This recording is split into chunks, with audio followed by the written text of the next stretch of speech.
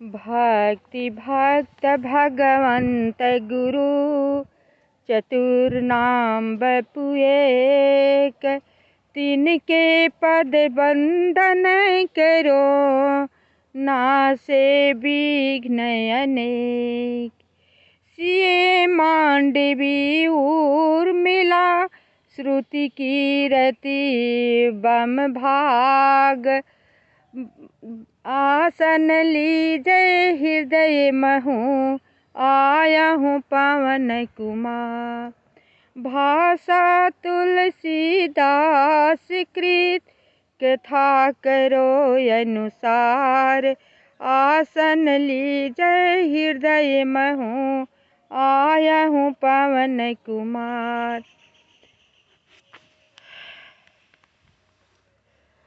सुपनखहि समुझाई करी बल बोल सिबहु भाति। गयउ भवन अति सोच बस नींद परई नहीं रात। मंगल भवन अमंगल हारी द्रबहु सुदशरथ अजिर बिहारी। रावण को जब सुपनखा सारी बात बताई कि पंचवटी में 2 राजकुमार रह रहे हैं, उनकी साथ बहुत सैकड़ों नहीं हजारों रति से अधिक कई सुंदर स्त्री है। तरुण है, तरुण के मतलब जवान होता है, स्त्री है। लेकिन इतने वो दोनों भाई है तो कम उम्र का, देखने में किशोर अवस्था है, लेकिन इतने बलवान है, इतने बलवान है कि मेरी नाक कान काट लिए। तब रावण बोला कि वहाँ तुम गई क्यों? तब बोली कि मैं सुंदर नारी देखी, तब भैया हमने सोचा कि सुंदर भवन में ऐसी नारी तो मेरे भैया के पास होनी चाहिए। जो रावण सारा लंका का राजा है, जो कि सबसे देवता दानव असुर नाग किन्नर सब डरते फिरते हैं। ऐसी नारी ये राजकुमार के साथ शोभा नहीं दे रही है। ये नारी अत्यंत सुंदर है, तो मेरे राजा लंकापति की होनी चाहिए। इसी कारण हम उनके पास गए।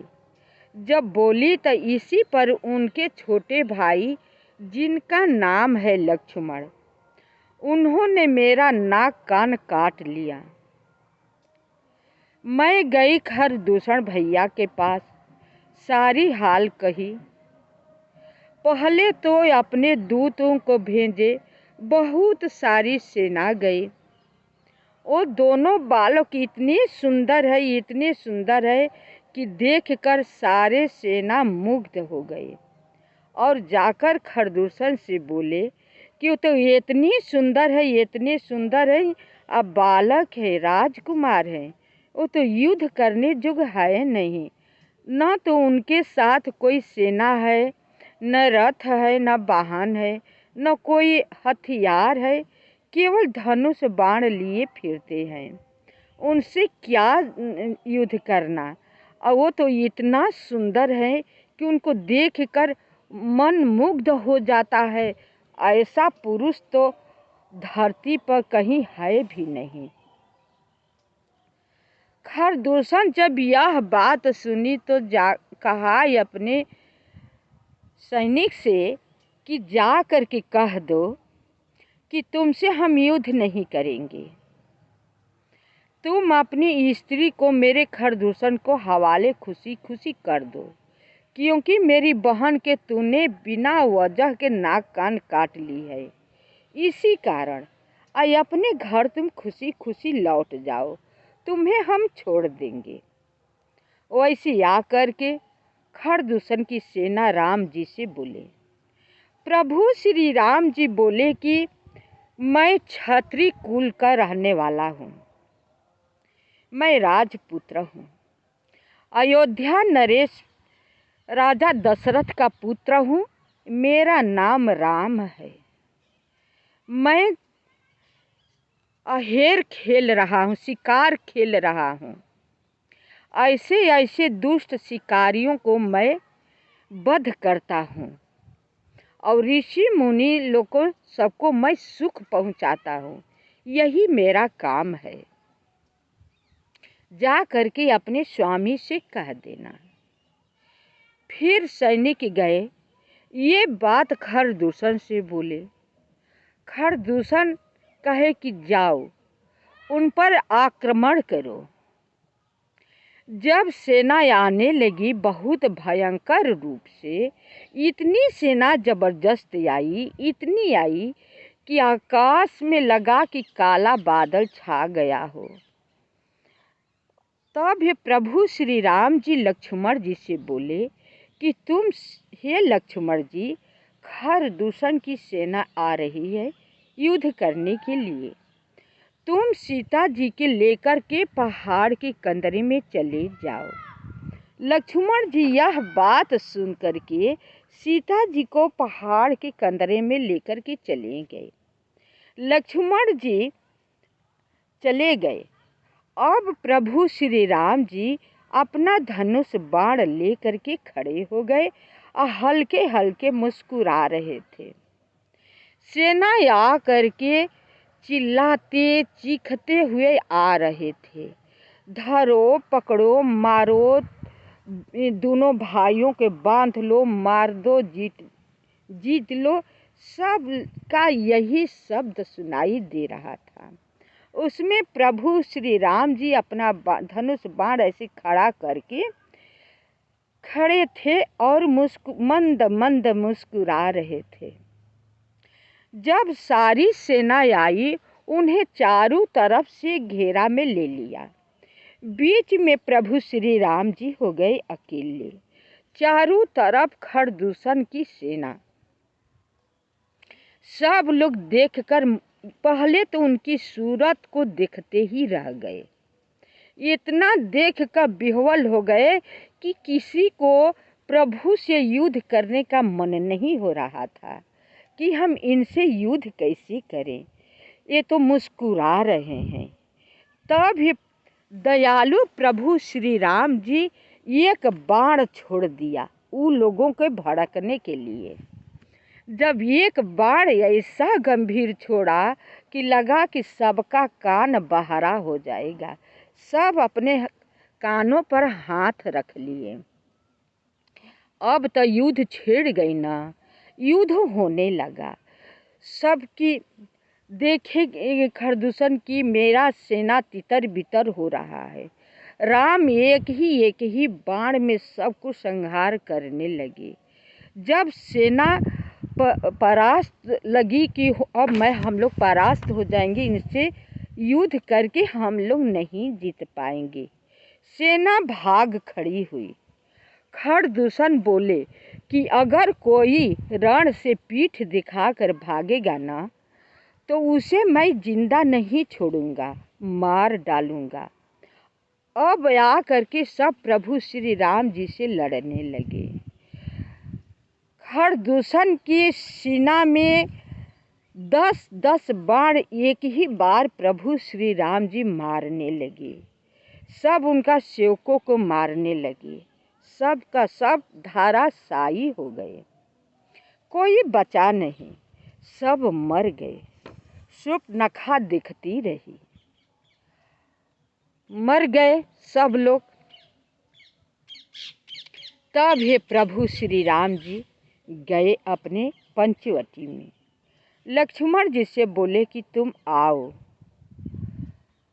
जब लक्ष्मण जी सीता जी के लेकर के कंदरा से निकलते हैं, तो सीता जी ऐसी प्रभु श्री राम जी को देखती हैं, पूरे शरीर एक एक करके अंग निहारती हैं कि इतना कोमल शरीर, सांवला सुंदर, चेहरे पर हल्का हल्का मुस्कुराहट, जरा सी न तो थकान है, न घबराहट है, न परेशानी है।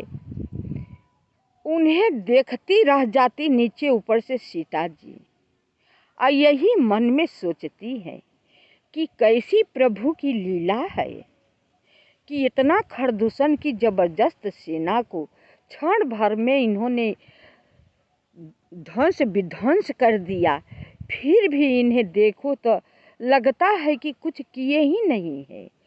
देखने में लगता है कि इनके ऊपर परेशानी की कोई चिन्ह ही नाम की निशानी नहीं है।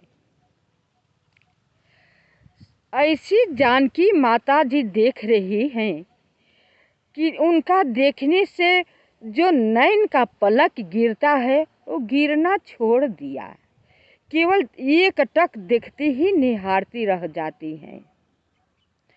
अब उधर शूर्पणखा जब खरदूषण मारा जाता है, सब सैनिक मारे जाते हैं, अब क्या करती हैं, खुद वो अवाक रह जाती हैं देख करके। अब दौड़ी दौड़ी लंका में प्रवेश करती है, लंकापति के पास जाती है, जहाँ पर कि लंकापति अपने राज समाज में सभासद में सोने के सिंहासन पर बैठे हुए थे। वहाँ पर जाकर के रावण को बहुत प्रकार से भड़काया। कहती हैं कि तुम मदिरा पी करके सुख चैन से हो, तुम्हारे बस में जानते हो कि काल है, मेरे बस में जानते हो कि सर्प है, जानते हो कि सभी देवता धन वैभव कुबेर की लक्ष्मी मेरे पास है, तो मेरा क्या कोई बिगाड़ेगा। ये तुम सोचना छोड़ दो, बिगाड़ने वाला ये धरती पर उपस्थित हो गया है। मैं पंचवटी में गई, खर और दूषण मारे गए।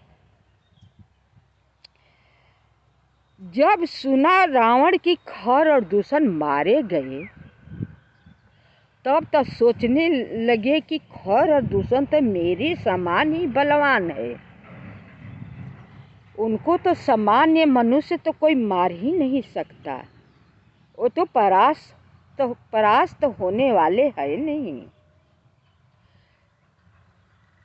अगर प्रभु श्री राम जी अवतार लिए होंगे तो उनको स्त्री के अवश्य में हर कर लाऊंगा और हठ पूर्वक युद्ध करूंगा।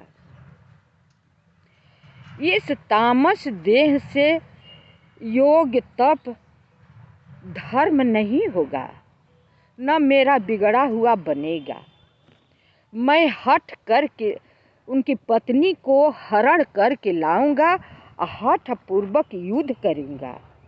युद्ध में उनके हाथों से मैं मारा जाऊंगा, सभी निशाचरों को मरवा डालूंगा, सब का उद्धार हो जाएगा। अगर विष्णु भगवान इस धरती पर अवतार लिए होंगे तब। यह सोचकर रावण अपने महल को चला जाता है। सभासद सब अकुला जाते हैं, सब लोग उठ करके अपने घर को चल जाते हैं। रावण अपने महल को जाते हैं, कुछ बोलते नहीं हैं। सारे रात उन्हें नींद नहीं आई, चिंता के मारे शरीर व्याकुल है, मन स्थिर नहीं हो रहा है, समझ नहीं पा रहे हैं कि वास्तव में राजकुमार हैं कि विष्णु भगवान ही अवतार ले चुके हैं। अगर राजकुमार होंगे तो खर दूषण को मार भी नहीं सकते, अब विष्णु भगवान के सिवा कोई मारने वाला है नहीं। इसी के उधेर बुन में रावण सारी रात जागता रहा, करवट बदलता रहा, उसे चैन की नींद नहीं आई। फूलों की सेज उसे कांटे जैसी चुभ रही थी, उसे कुछ ही अच्छा नहीं लग रहा था। सवेरा हुआ, सवेरा होते ही अकेला अपना रथ पर बैठता है, रथ पर बैठ करके अब मारीच के पास चला जाता है। मैं कथा को यहीं पर विराम करती हूँ, शेष भाग अगले वीडियो में। मेरी कथा को सुन करके आप सब लाइक सब्सक्राइब अवश्य करें, कमेंट भी कीजिएगा। आप सबको लाइक सब्सक्राइब मेरा मनोबल जो है बढ़ाता है। मेरा मन का उत्साह बढ़ता है। कमेंट कीजिएगा, मुझे कमेंट सुन करके पढ़ करके अच्छा लगता है। आप ही सबके बल से मैं रामायण कह रही हूँ। आज 2025 है, नया साल शुरू हो गया है। मैं सबको प्रेम पूर्वक आशीर्वाद देती हूँ। अपने से श्रेष्ठों को धन्यवाद, नए साल की मुबारकबाद दे देती हूँ। छोटों को आशीर्वाद देती हूँ। शेष भाग अगले वीडियो में।